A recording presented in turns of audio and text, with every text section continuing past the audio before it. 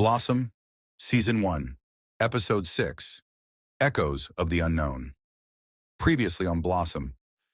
Blossom's escape into the jungle ended in disaster. She fell, hit her head, and lost consciousness. The next morning, villagers found her, injured and disoriented. When she woke, she had no memory of who she was. Meanwhile, Camellia discovered the painful truth. Marco allowed their daughter to be taken. Refusing to give up, she vowed to find Blossom herself. Episode 6, Echoes of the Unknown.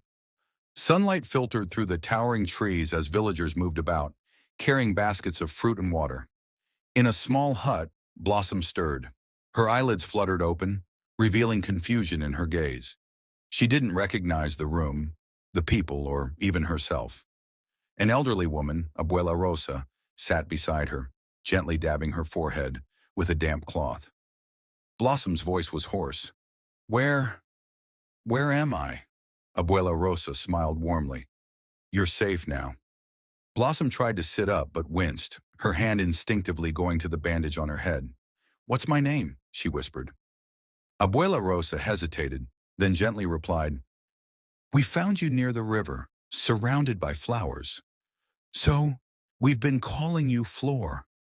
Blossom repeated the name softly. Flor.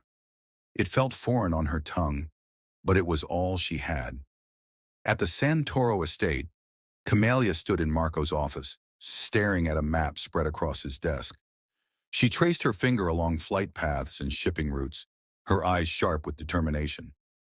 Marco entered, but she didn't flinch.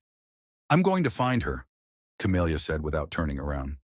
Marco sighed. "You're chasing ghosts, Camellia." She finally looked at him, her expression cold. "Number, I'm chasing the truth, something you know nothing about."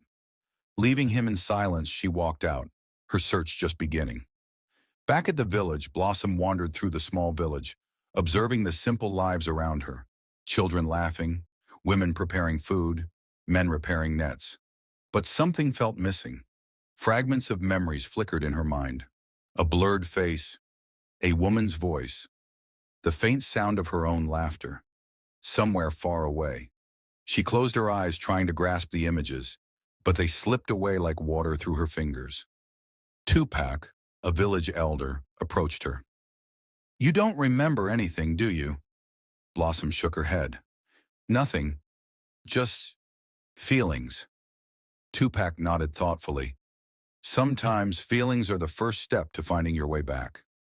In Camellia's private room, at night, Camellia sat at her vanity, holding a small box. She opened it, revealing an old photo of Blossom as a child, her smile bright and full of life. Camellia's hands trembled as she traced her daughter's face. Tears welled in her eyes, but she blinked them away. "I will find you, my love," she whispered.